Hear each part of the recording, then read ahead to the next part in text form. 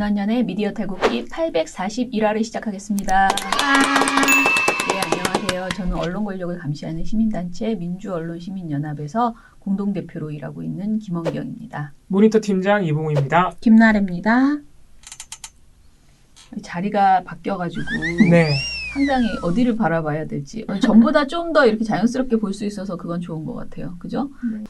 자, 그러면 어제는 이제 이봉우 팀장 혼자서 윤미향 이제 의원이시죠. 윤미향 의원과 정의연에 대한 논란 보도 중에 몇 가지를 이게 끝이 안 나는 일이어서요. 근데 진짜 제가 어제도 말씀드렸지만 오늘도 저희가 윤미향 의원 관련해서 진짜 이건 너무 나간 정도를 넘어서 진짜 이게 비인간적인 보도들 네. 이런 사례들을 또 말씀드릴 텐데 이게 사실 어제도 제가 말씀드린 게 뭐냐면은 윤미향 의원의 잘잘못을 가리는데도 도움이 안 된다. 이거 완전 진흙탕 완전 돼버려가지고 그 무엇도 공익이 아니다. 이렇게 돼버린 상황이죠.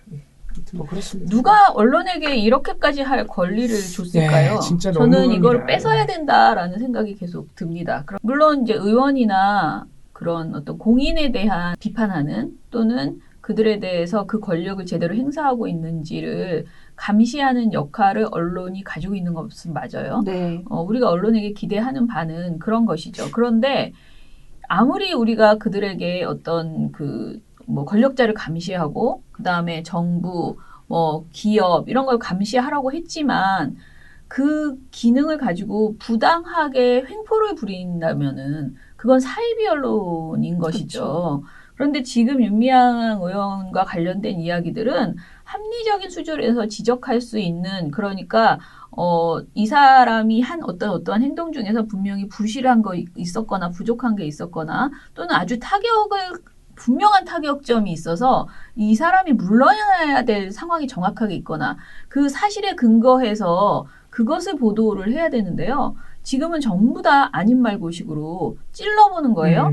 그런데 지금 오늘 우리가 얘기하고 싶었던 제가 아까 보다가 사실 아침에 이제 방송을 준비하기 위해서 이것저것 고르다가 느낀 거는 윤미향 의원이 이제 서울신문 보도인데 위암 3기 아버지를 쉼터 관리인으로 고용했나? 라는 제목의 보도거든요.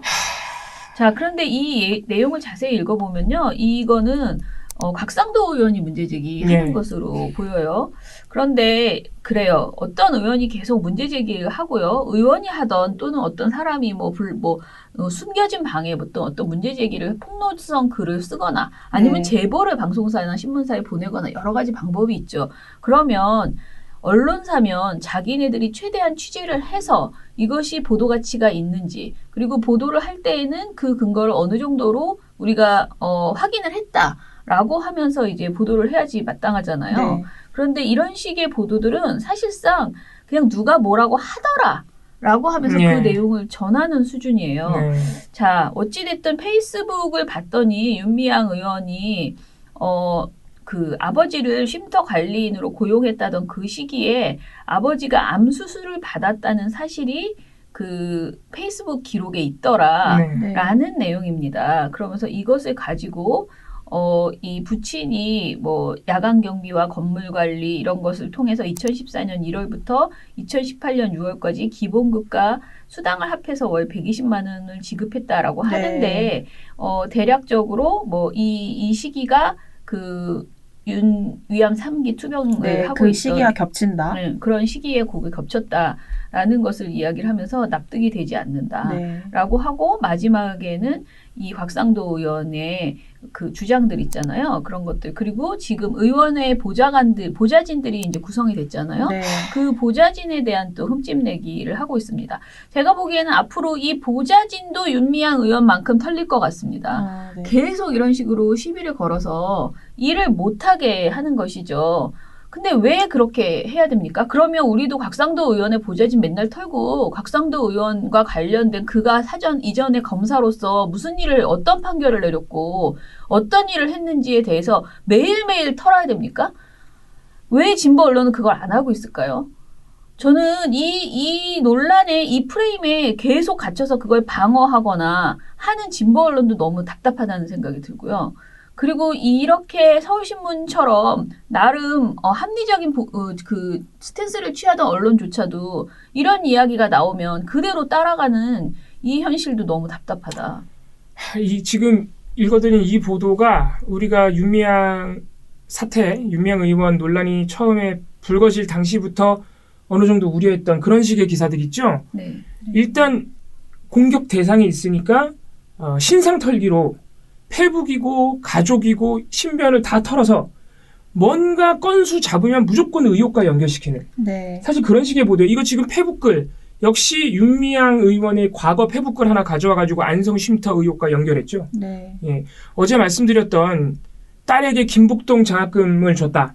김복동 장학금으로 딸의 유학비를 냈다는 조선일보의 단독 보도도 2012년까지 페이스북을 찾아가지고 보도한 거 아니었습니까? 네. 그것도 근데 아니었잖아요.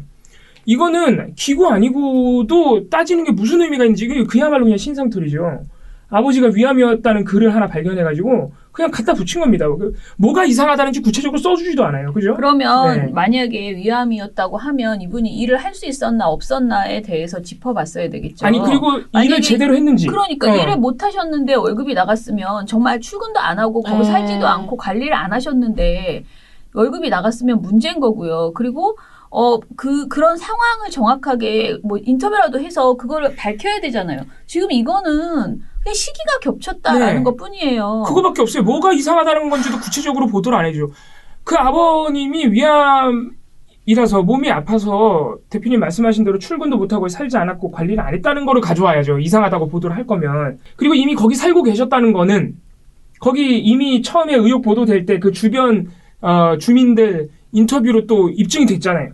네. 그러니까 저는 참, 아무튼 네. 그래요. 지금 많은 사람들이 애초에 가족에게 그런 일을 시킨 것은 부당하다라는 문제 지적 굉장히 시민사회에서도 많이 앞으로는 우리가 진짜 어떤 일이 있어도 왜냐하면 다 어려우니까 가족한테 그 금액으로는 그런 사람을 구할 수 없기 때문에 가족이나 친지 뭐 이렇게 지인을 통해서 계약을 하거나 이런 그러니까 고용을 하는 경우들이 과거에 많이 있었는데 네. 이런 것들이 결국은 나중에는 어떤 발목을 잡더라라는 분명한 학습 효과를 가지고 이 문제에 대해서 우리가 그러니까 앞으로 하지 말자 이런 말을 하는 거는 저는 괜찮다고 그런 생각해요. 비판은 좋죠. 그리고 그런 거는, 윤미향 의원도 네. 사과했잖아요. 네. 그 부분에 대해서. 서로 그 부분에 대해서 얘기하면 돼요. 그런데 지금 이런 것들은 사실은 이전부터 나왔어요. 왜냐하면 처음에 그 비판이 나왔을 때요. 120만 원, 50만 원을 드렸다는 게 문제가 아니고 이건 착취다라는 그런 지적도 나왔었어요. 돈도 그 적고 금액이 실제로. 너무 적지 네, 않느냐. 돈이 적으니까. 왜 가족이라는 이유로 돈을 이렇게 적게 준 것이냐. 이런 지적도 사실 게시판에 굉장히 여러 개 있었거든요. 오히려 그런 비판은 생산적이죠. 근데 그것도 당연히 이야기 나오지 않았고요. 그리고 지금은 이제 이런 식으로 막 이야기가 진도가 나가는 것에 대해서 굉장히 좀 이건 신상 털기죠, 사실.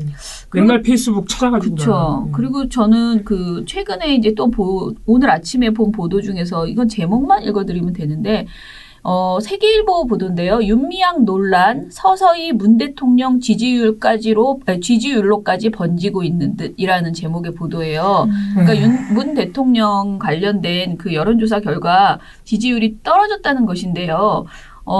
여기에서 지지율이 떨어진 이유가 윤미향하고 어떻게 연결될 수 있는지 단 한마디도 기사에 나오지 않습니다. 그냥 지지율이 떨어졌다는 수치만 가지고. 지지율이 떨어졌는데 지지율이 떨어진 이유가 마치 윤미향 논란인 것처럼 그렇게 기자가 썼어요. 그냥 해석이에요. 그런데 여론조사 회사에서 어떤 그 연관성 있는 질문을 했다거나 네. 이유가 있는 질문을 해서 그렇게 된 게 아니고요. 그냥 오로지 기자의 한 줄 글일 뿐이에요. 근데 이걸 또 제목으로 이렇게 올린 거예요. 이게 뭔 느낌이냐면 기사 보는 게 아니라 하나의 장문을 읽는 느낌? 그러니까 우리가 또 걱정이라기보다는 논란이 됐던 것 중에 하나가 이 윤미향 의원 논란을 계속 청와대와 엮으려는 시도들이 있었죠. 네. 저희가 또 일전에 소개해드렸던 정구철 비서관이 몸이 안 좋아서 4월에 사표 낸 것도 5월 7일에 터진 윤미향 의원 논란으로 엮는 보도가 있었잖아요. 네. 뭐 무슨 예지력도 아니고 말이죠.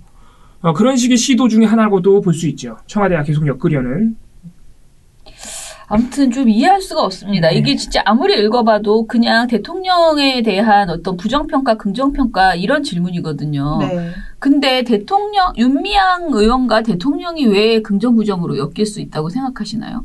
윤미향 의원은 지금 최소한 잡아봐도 그냥 민주당의 의원이에요. 그죠?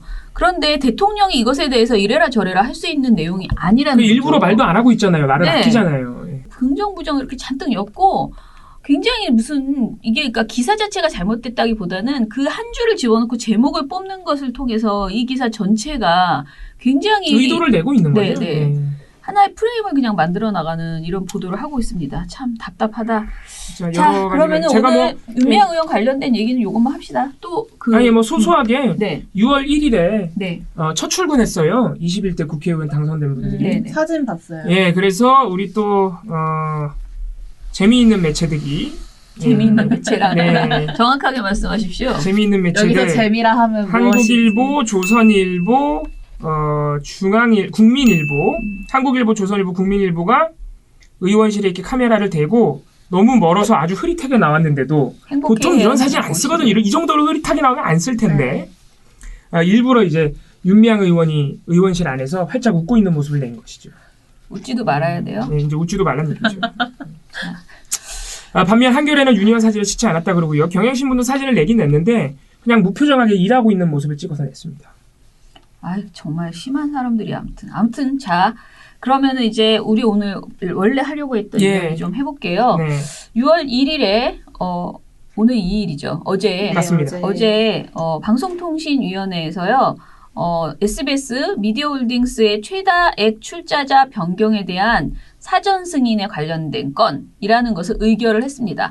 자, 이 내용은요. 저희가 미디어 탈곡기 823화에서 이야기를 한 바 있어요. 네. 제가 찾아봤더니 당시 제목은 SBS가 제주 부리고 TY홀딩스가 호로록이라고 네. 이정일 PD가 아주 재미있는 제목을 달아서 제목 장인이야. 네, 달아서 올려드린 바 있습니다. 어떻게 SBS에서 우리가 이렇게 방송한 걸 알고 있나요? 그러게요. 자, 그래서 왜 이 논란이 뭔지 좀 더 정확하게 설명을 들어보고자 하시면은 민원연의 미디어 탈곡기 823화를 복습해 주시는 게 좋겠고요. 네, 이게 또 네. 막 주주 막 이런 문제라서 또 어려워요. 어려워요. 네, 어려웠을 무슨 거예요. 무슨 뭐 어려워요. 인적 분할, 물적 분할 막 이런 얘기까지 나오고 네. 그래서 자, 그래서 다시 한번 어찌됐든 왜 이 의결이 나왔는지 무슨 의미인지 설명을 드릴게요. 간단하게 SBS 대주주는 SBS 미디어홀딩스고요. 네. SBS 미디어홀딩스는 미디어 관련 계열사를 가지고 있는 종합 미디어 지주 회사입니다. 그런데 태영건설이 지난 1월 22일에 금융감독원 공시를 통해서 6월 12일경 임시주주총회 승인을 거쳐서 6월 30일에 TY홀딩스를 지주회사로 신설 분할하겠다라고 밝혔어요. 자, 이게 무슨 말이냐. SBS 미디어홀딩스의 대주주가 태영인데 태영이 다시 두 개로 쪼개진다. 분할됐다. 분할된다. 그래서 TY홀딩스가 SBS 미디어홀딩스의 대주주가 된다는 소리예요. 네. 자, 다시 거듭 SBS는 손주. 그리고 그 위에 미디어홀딩스가 있고 SBS 미디어홀딩스 그 위에 TY홀딩스가 이제 생긴다는 네. 것이죠. 그래서 대주주의 대주주가 바뀐 겁니다. 네네. 그렇죠. 그런데 이게 왜 방송통신위원회의 허가를 받아야 사전심사 대상이 되느냐. 네. 2008년에 SBS 미디어홀딩스가 출범하는 당시에 방송통신위원회는 태영건설이 가진 SBS 미디어홀딩스 주식을 다른 이에게 처분할 경우에 반드시 방통위의 사전 승인을 받도록 조건을 걸어둔 바 예. 있습니다. 각서까지 받아놨다고 합니다.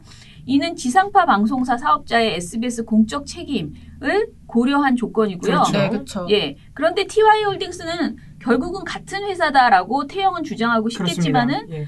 법인이 다른 법인이 생기는 거잖아요. 그러니까 아까 제가 말씀드린 것처럼 SBS 미디어홀딩스의 주식을 다른 이에게 처분하는 것이나 마찬가지인 효과가 이 TY홀딩스가 생기는 네. 것이기 때문에 방송통신위원회가 지난달부터 심사에 나섰고요. 어제 6월 1일에 관련 의결을 낸 겁니다. 네. 방송독립 시민행동가 전국언론노조 SBS 본부 민원연을 포함해서 다들 미리미리 걱정했던 것들을 간단하게 말씀을 드리면요. 이것이 결코 태영만 살찌는 일이지 SBS라는 지상파 방송사에게 유리한 것이 하나도 없다라는 것이 가장 큰 우리의 반대의 명분이었습니다. 그리고 SBS 미디어 이 회사가 이렇게 TY홀딩스가 생기면요. 지금 현재 공정거래법상의 법과 그 다음에 우리가 말하는 미디어랩법이 충돌이 돼요. 그래서 여러 가지 현행법이랑 맞지 않아요. 이 제도가. 네. 그래서 이것을 해소해야지 돼요. SBS, 그러니까 그 TY홀딩스가. 그래서 이런 부분에 대해서도 문제가 있다. 결국은 그냥 간단하게 말씀드리면 SBS에 하나도 유리할 것이 없는데 태형건설은 아주 좋게 SBS의 이익을 뽑아갈 수 있는 호로록 해간다. 구조라고 볼 수밖에 없기 때문에 우리가 이것을 굉장히 반대했고요. 그리고 당시에 우리가 비판했던 목소리는 SBS를 포함한 모든 지상파 민영 방송에 도움이 되지 못하는 이런 식의 편법이 이번에 이제 통과가 되면 향후에 다른 사실 지금 지역 민방들도 굉장히 이제 그 대부분 또 어쩌다 희한하게 건설사나 이런 기업들이 이제 지역 민방을 많이 가지고 있는데 사실은 이런 식의 그 자본이 제멋대로 방송사를 이제 어떻게 보면 좀 편법적으로 방송사의 이익을 가져갈 수 있는 이런 것들 그러니까 그 총수 일가의 지배력 강화를 앞으로도 계속 만들어낼 것이다. 네. 이게 SBS 문제가 단순히 SBS 하나로 끝날 일이 아니다라는 지적을 한 바 있습니다. 자, 그런데 이것이 어떻게 됐는지 볼게요. 6월 1일 의결사항에서는요. 이거를 못하게 하진 않았어요. 승인을 했어요. 이 TY홀딩스 사전 승인 신청을 승인을 했어요. 다만 조건부 승인을 했습니다. 네. 승인 조건이 꽤 많은데요. 이거는 그냥 한번 읽어드릴 필요가 있습니다. 요거는 이봉우 팀장이 제 말을 줄이기 위해서 한번 읽어주시죠. 네. SBS 미디어홀딩스 최다 출자자 변경에 대한 사전 승인과 관련하여 태형건설 최대 주주가 제출한 이행각서를 성실히 이행하고 변경사항이 발생할 경우에는 방통위의 사전 승인을 얻을 것. 근데 여기서 되게 웃긴 건 저 이행각서가 뭔지 우리는 모른다. 지금 현재로서는. 네, 아무튼 네, 왜냐면 저렇게 이게 이번에 사전 승인을 통과시켜 주면서 SBS 그러니까 태형건설 측이 낸 이행각서인데 그 내용을 아직 모르는 거죠. 그래서 우리가 뭐라고 말하기 어려움. 자, 네. 그다음 거. TY홀딩스 설립은 SBS를 포함한 태형그룹 전체에 대한 최대 주주의 지배권 강화를 야기할 수 있으므로 최대 주주의 SBS 경영 불개입 등 방송의 소유 경영 분리 원칙을 철저히 준수할 것.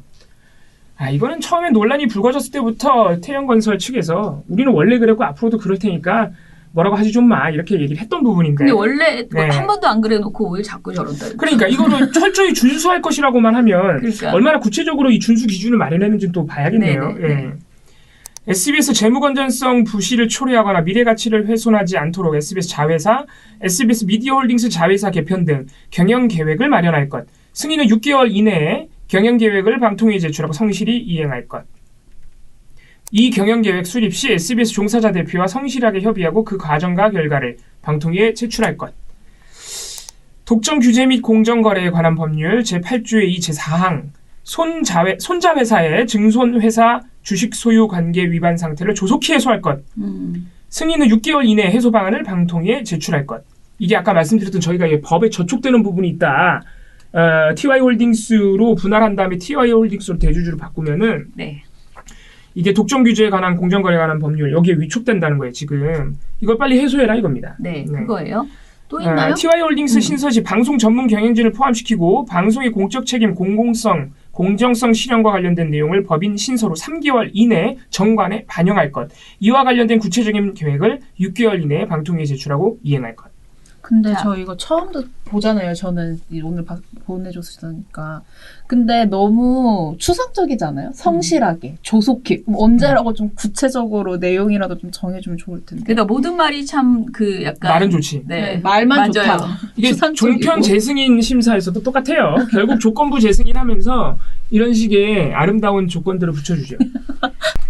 자, 그런데 저는 이런 사안이 나오면은 일단은 당사자인 SBS 노동조합의 입장이 가장 그쵸. 궁금하거든요. 네. 그래서 이걸 좀 찾아봤는데 논평이 나왔습니다.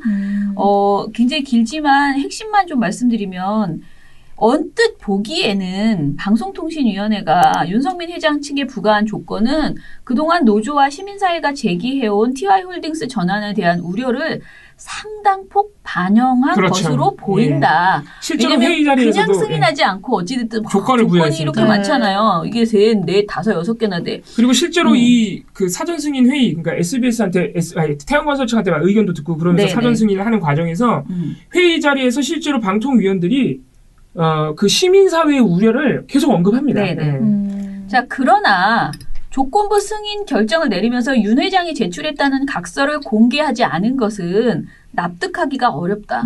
또한 대주주가 자신의 지배력 강화를 위해 추진하는 TY홀딩스 체제로 인해서 벌어지는 법적 충돌, 아까 말씀드린 미디어법과 공정거래법의 충돌, 네. 이로 인한 SBS의 재무 및 사업 구조 붕괴 우려, 소유 경영 분리 원칙 파괴 등에 있어서 그저 노력하겠다, 잘하겠다 등의 모호한 답변으로 일관했음에도 불구하고 구체적인 담보 없이 SBS에 대한 지배주주 변경을 승인한 것은 유감스러운 대목이다. 전 이게 핵심이죠. 네. 그 핵심이라고 완전 생각을 해요. 핵심이죠. 그냥 쎄쎄 열심히 하겠습니다. 거의 이런 수준의 말을 듣고 지금 이게 통과가 됐다. 상당히 걱정스럽다 이런 생각이거든요. 네. 방통위의 이번 결정이 대주주의 사익 추구 행위에 면죄부를 주는 장고 끝 악수가 되지 않으려면 윤 회장이 제출했다는 이행각서를 투명하게 공개하라. 그리고 그것이 과연 실효성이 있는지 또 제대로 지킬 수 있는 내용인지 SBS의 미래와 방송의 공공성, 소유 경영 분리 원칙 등에 어떤 영향을 미칠 수 있는 각서의 내용인지 무엇보다 그 과정에서 종사자 대표와의 성실한 협의 조건을 제대로 이행하는지 여부를 어느 때보다도 강력하게 감독하고 검증해야 된다라고 이렇게 주장을 했습니다. 대주주의 태도가 계속 불성실하고 모호하다면은 이거를 어떻게 강제할 수 있는지 방송통신위원회가 네. 그렇죠. 이것이 굉장히 애매하다라는 것이죠. 그래서 앞으로의 모든 책임은 방통위에게 있다고 해도 과언이 아니에요. 왜냐하면 방통위가 이런 애매한 조건부 승인을 내걸었어요. 근데 태영이 TY홀딩스가 그런 걸 안 해. 제대로 지키지 않아. 그러면 방통위는 어떻게 할 거예요? 자기네들이 내건 조건이 이렇게 그러니까. 애매하고. 사실 강력하게 하려면은 이번에 TV조선 채널이 재승인 때는 그런 조건이 붙기도 했는데 사실 우리가 이번에 붙인 조건들을 이행하지 않을 시 예를 들어서 지금 거의 대부분의 조건이 6개월 이내에 빨리 계획 써서 내 이거거든요. 네. 네. 만약에 그걸 이행하지 않을 시 이 사전 승인 조치를 취소할 수 있다. 뭐 이런 식으로 붙어야 하는데 네. 그래야 그나마 좀 강제성이 있잖아요. 지금 나온 내용들 보면 그런 조건까지 붙지는 않은 것 같아요. 예, 그렇죠. 그리고 이제 SBS 노조의 논평 중에서 좀 인상적인 거는 2년이 넘도록 노동조합 대표자와 대화를 거부한 채 노사관계를 파탄내고 있는 SBS 독립 경영과 미래 혁신을 위한 노력들에 죄를 뿌렸던 윤 회장이라는 말이 있어요. 그러니까 윤 회장이 그동안 어떤 노조의, 그러니까 노동자들의 요구 있잖아요. 이런 것들에 대해서 거의 뭐 제대로 대응하지 못했다. 라는 건데요. 이런 상황에서 윤 회장이 또다시 SBS 경영 불개입을 이렇게 뭐 말을 한다고 해서 우리가 믿을 수 있겠느냐. 네. 그렇죠. 라는 것이고요. 이참에 SBS 소유 경영 분리와 투명 경영을 보장할 만한 진일보한 방안을 제시해야 한다. 그리고 승인 조건에 명시된 노동조합 대표자와의 협의 일정을 즉각 제시해야 할 것이다. 라고 주장했습니다. 이를 무시하고 또다시 실권 없는 인사들의 등 뒤에 숨어서 불통과 노조 무시, 노사 간 대립을 획책해서 사익 추구에 골몰한다면 SBS가 올해 제어가 심사 과정에서 2004년을 뛰어넘는 제어가 파동을 겪을 가능성이 높다라고 했거든요. 자, 아실 거예요. 2004년에 SBS가 거의 제어가가 취소될 만큼의 굉장히 큰 갈등을, 혼란을 겪은 적이 있었습니다.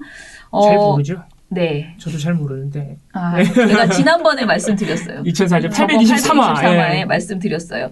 자, 그리고 방송독립 시민행동도요. 어제 저희 민원연이 포함되어 있죠. 논평을 냈는데 똑같은 주장입니다. 그런데 저희 제목은 윤석민 회장과 태영그룹은 방통위 이행각서를 즉각 공개하라 였습니다.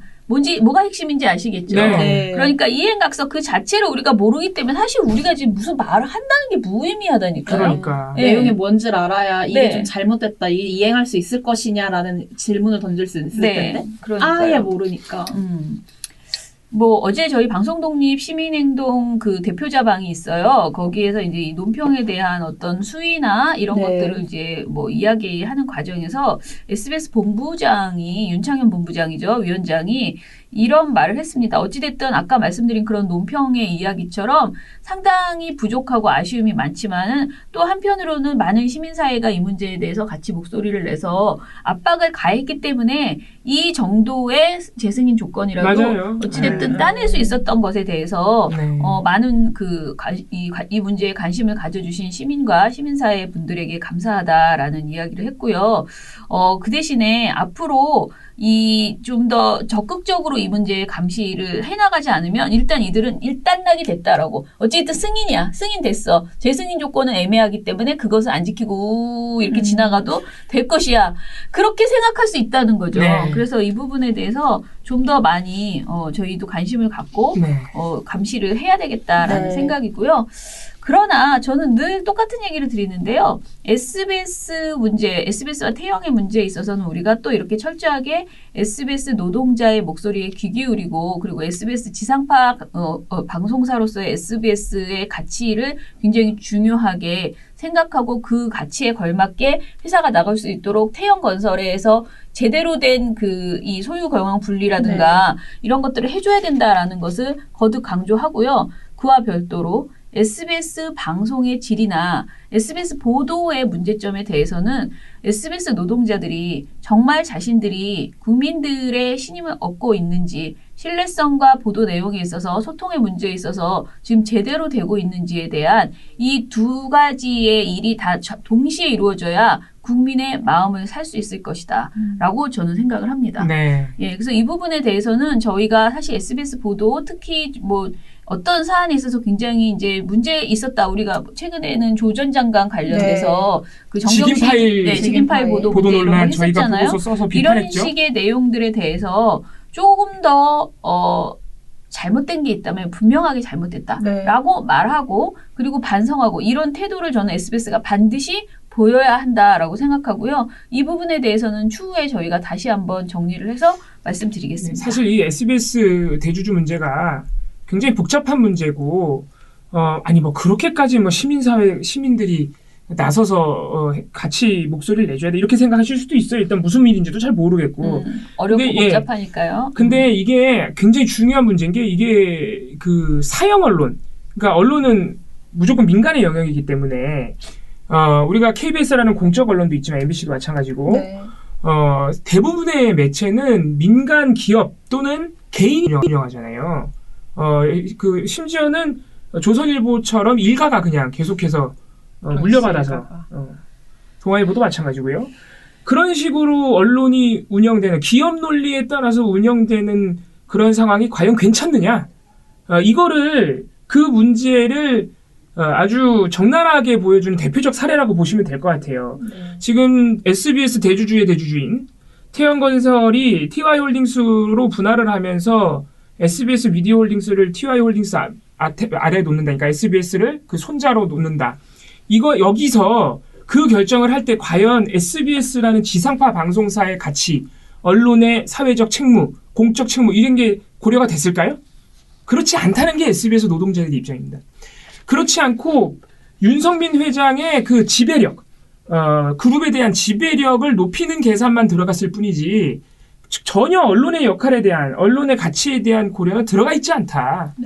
그런 부분을 걱정하는 거. 실제로 TY홀딩스는 관광 레저 전문으로 돼 있어요. 근데 SBS는 언론사잖아요. 그렇죠. SBS 미디어 홀딩스도 미디어 홀딩스니까 언론이잖아요. 네. 네.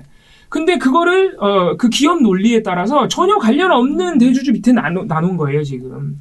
그걸 또 몰랐네요. 관광. 예, 심지어는 태영건설이 워낙 재계에서 그래도 잘 나가는 곳이기 때문에 내년 되면은 이제 매출이 10조 원이 넘을 게 확실한데 방송법사 매출이 10조 원이 넘으면 또 팔아야 된다 그럽니다. 언론사는 소유할 수 없다 그래요. 네. 그럼 너네 이런 지금의 태영건설이 하고 있는 이런 분할 등 TY홀딩스로와의 분할 이런 것들이 너네 나중에 결국에는 SBS 돈 벌자고 다 팔아먹으려고 하는 짓 아니냐.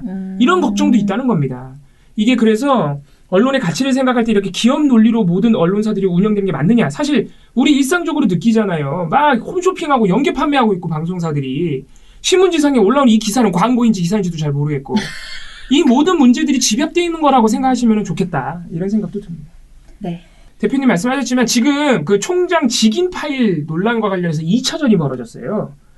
예, 유튜버 빨간아재님하고 SBS 기자님들하고 또 이 논쟁이 붙었습니다.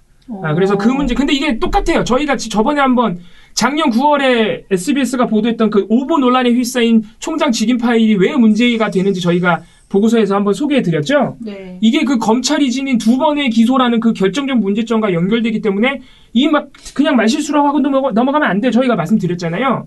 근데 그게 똑같은 문제를 그대로 안고 또 논쟁이 벌어지고 있어요. 그래서 저희가 그거 요 한번 내용도 정리해 주세요. 네. 지금요? 아니. 내일, 네. 네, 내일이나 아무튼 놀랐어. 아무 때나 네. 지금 우리 방송 끝내야 네, 돼요. 끝내야 되기 때문에 네. 지금 저희가 요 문제도 그러니까 SBS 비판할 건 비판하고 이렇게 언론 지지할 건 예. 지지하시고 그렇습니다. 예. 관심 갖고 지켜야 될 건 지켜야 되고.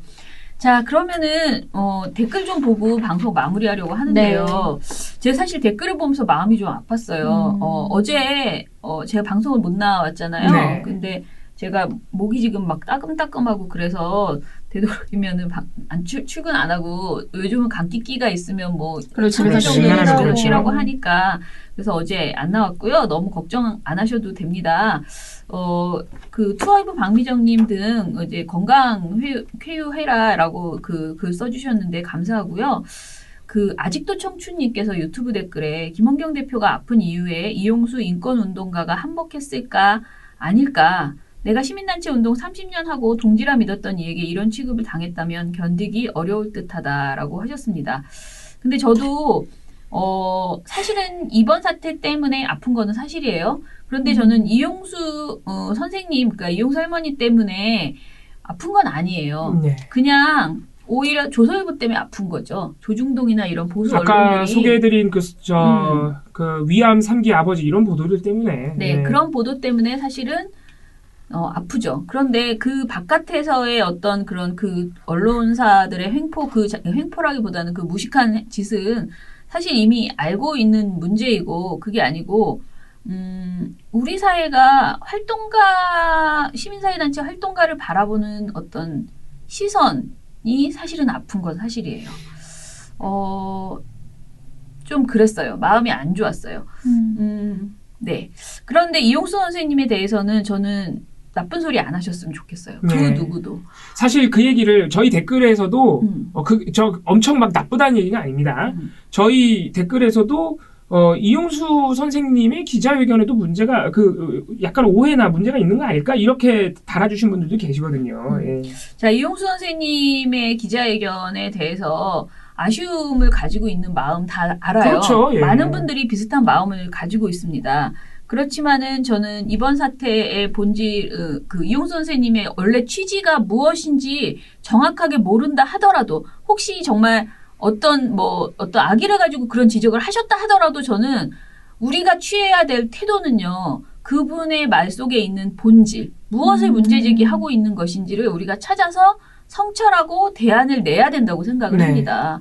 특히 이 피해자 중심주의에 대해서 피해자가 지금 아프다고 하시잖아요. 피해자를 위해서 한 운동이었는데 네. 피해자가 어찌됐든 성이 분노해 안 계시고, 찬다고 예. 하시는 거예요. 그러면은 그것이 왜 그런 일이 발생했는지에 대해서 우리 모두 그게 뭐 정 의원을 비판하자거나 윤미향 의원을 비판하자는 게 아니에요. 그냥 어찌됐든 우리가 목적을 가지고 운동을 했는데 그 운동하는 과정에서 우리가 놓친 것은 무엇인가 좀 더 그 과정에서 우리가 좀 더 이 30년 역사를 딛고 다시 어떻게 나아가야지 될 것인가 이거에 대해서 저는 고민해야 된다고 생각합니다. 맞습니다. 예. 그냥 귀를 닫고 저 사람은 이상해라고 하거나 이용수 선생님을 갈라치기 하려고 해서는 안 된다라고. 네, 그러면 네. 정말 안 좋다. 정말 안 좋다. 그건 아니다라고 네. 생각을 하고요. 제가 좀 더 속이 상했던 건 뭐냐면요. 이용수 할머니가 일본군과 영혼 결혼식을 했다라는 기사를 자꾸 많이 올리고 계시고요. 여기저기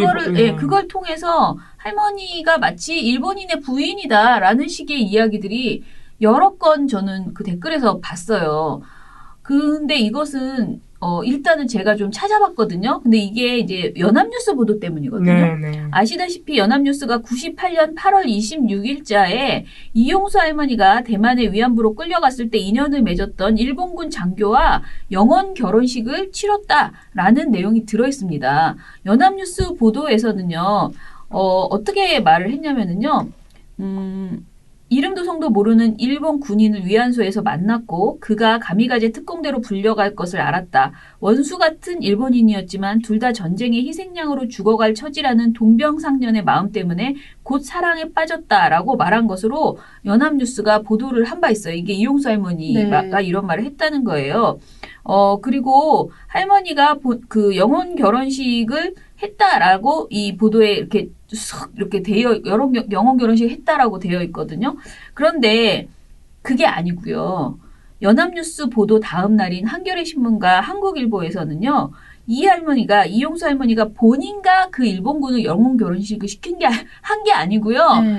그 인형 2개를 가지고 와서 그 일본군과 어떤 인형, 그러니까 어떤 영혼과 둘을 같이 결혼시키는 안쓰러운 마음에 네, 그렇게 결혼을 해주셨다는 거예요. 그러니까 그 일본군도 원수 같은 일본군이지만 그 일본군도 자기처럼 젊은 나이에 전쟁에서 희생이 됐으니까 네. 그래서 안쓰러워서 다른 그 영혼과 네. 결혼을 시켜줬다는 거, 자기가 결혼을 주선해줬다는 거죠, 쉽게 말해서. 예. 그쵸. 그러니까 우리가 이제 총각 귀신, 뭐 처녀 귀신 이러면은 우리가 하는 말들 있잖아요. 위령제라고 해서 그런 많이 식으로. 이런 식으로 하시거든요. 저는 이런 얘기를 어렸을 때도 많이 들었어요, 주변에. 그런데 인형 2개를 준비해서 이게 분명히 한겨레 보도에 나오는 말이에요. 네네. 인형 2개를 준비해서 하나는 호세가와라는 그 일본군 장교 이름과 하나는 무명씨라고 해서 두 사람을 배에 띄워서 보내는 영혼 결혼식을 올려줬다라고 되어 있습니다. 그러니까 저는 이게 연합뉴스 보도만 여러분들이 자꾸 보시고 연합뉴스로 봤을 때는 얼핏 보면 할머니가 일본군 장교랑 결혼한 것처럼 영혼 결혼식을 올린 것처럼 보여요. 그런데 물론 할머니가 그때 누구랑 했거나 말거나 그게 이 사람의 그 위안부로서의 어떤 인권 평화 운동가로서의 그 본질과 그거를 훼손합니까? 저는 그 백과양보에서 연합뉴스 보도가 사실이라 하더라도 저는 이런 식의 공격은 정말 안 좋다. 맞습니다. 라고 예. 생각을 하고요. 아니 설사 일본군 장교랑 결혼을 하셨다고 해도 예. 위안부 피해자인 거는 변하지 않는 사실입니다. 그러니까요. 그래서 우리가 이런 것으로 자꾸 본질을 흐리고 편을 네 편 내 편으로 심지어 위안부 피해자를 대상으로 그렇게 갈라치기를 하려고 하면 오히려 그게 사태 해결이나 아무것도 도움이 안 될 뿐더러 위안부 피해자에 대한 심각한 보도가 될 수 있다. 그렇죠. 네. 그 아까 한겨레 신문 제가 말씀드린 거에서 이래요. 할머니가 뭐라고 당시에 말했냐면 생명의 은인이고 나를 첫사랑으로 생각한 일본군 장교의 위령제를 꼭 지내주고 싶었다. 내가 증오하는 것은 일본인이 아니라 진실을 외면하고 반성할 줄 모르는 일본의 태도다라고 당시에 말씀하셨다는 거예요. 이런 내용을 좀 그러니까 이때도 일본을 비판하셨네. 네, 예. 이런 것을 무슨 할머니가 일본 네. 장교를 사랑해서 뭐 사실은 일본인의 아내다. 네. 이런 식의 말들 이거는 정말 우리가 네. 하지 말았으면 좋겠다. 그러니까 이런 기사를 이유로 해서 이용수 선생님을 이제 비난하거나 우리 편이 아니야 이런 식으로 몰고 가지 말자는 겁니다. 왜냐면요, 그게 오히려 이 위안부 문제 해결을 지연시키고 있는 또는 지금 이 문제를 굉장히 정치적으로 이용하고 있는 조선일보 등의 프레임이 원하는 것이에요. 그게 네네, 바로. 맞아요.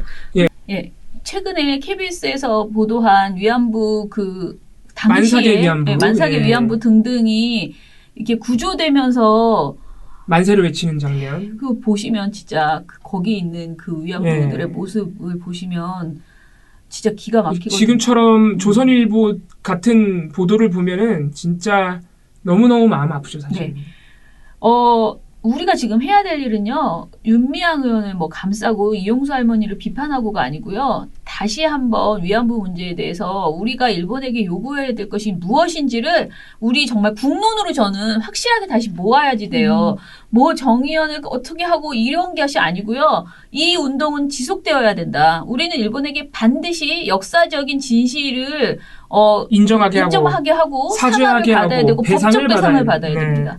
이 운동을 우리가 계속 해나갈 수 있도록 그것에 저는 집중해 줬으면 좋겠다. 그리고 지금 그것이 아닌 다른 식으로 우리가 막 갈라치기 하면서 뭐 이렇게 싸우는 이것은 결코 이 상황에 도움이 되지 않는다. 네, 그래서 라는 말씀을 드립니다. 다시 한번 정리해드리지만 저희도 이용수 선생님의 기자회견에 대해서 서운하게 생각하고 좀 오해가 있는 것 같아 이런 마음은 이해한다는 거예요. 네네. 그럴 수 있는데 그런 거를 넘어서가지고 지금 저희가 볼 때는 갈라치기 하는 여론들이 지금 좀 보이고 있다. 특히 아까 소개해드린 연합뉴스 기사처럼 그런 것을 우리가 지양해야 하고 그런 갈라치기는 오히려 처음에 치매노인 또는 가짜 피해자를 먼저 운운했던 조선일보 등의 조선일보류의 프레임에 오히려 휘말리는 것이다. 네. 네, 이런 좀 말씀을 드리고 싶습니다. 네네. 자, 그리고 노란색 메모지님이 팟빵에서 와 그래도 봉우팀장 혼자 진행했어도 팟빵 순위가 저만큼이나 올라갔어요. 진짜로? 라고 하면서 자랑을 했습니다. 10위로 올라가. 지금은 제가 들어오기 직전에 보니까 15위더라고요. 예. 아이고 잘하셨습니다. 하지만 어제 시청자는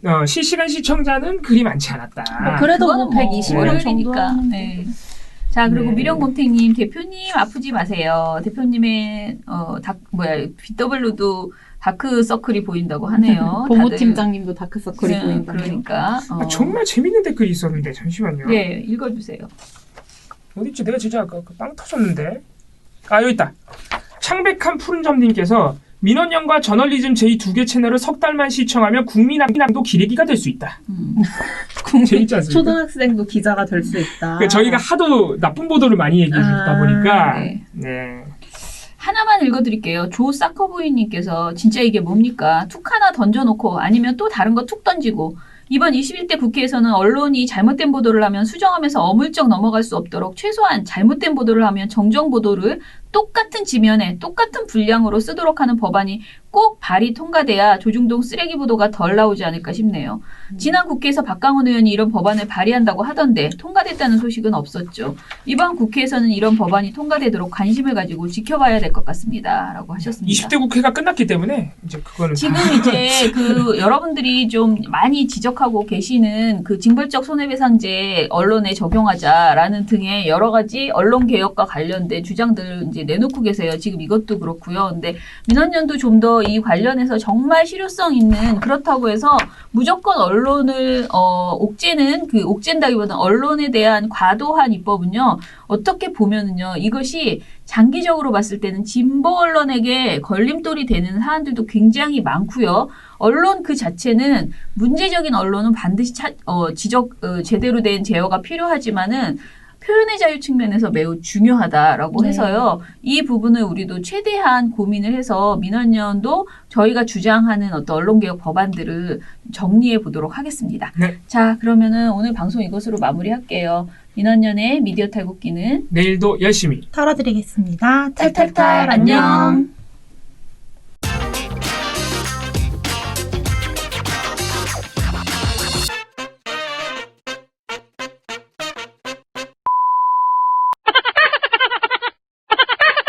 제가 사실은 카메라를 보고 말하면 제가 봐도 되게 어색하거든요.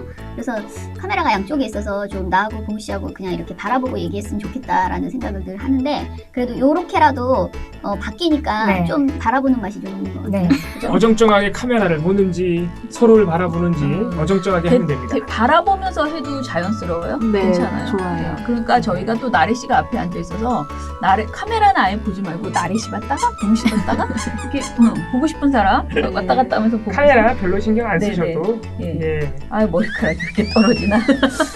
저 눈곱이 막 아유 좀 하고 합시다 좀. 아, 자 NG 컷 마련해 드리죠. 죄송합니다. 정확한 편집점.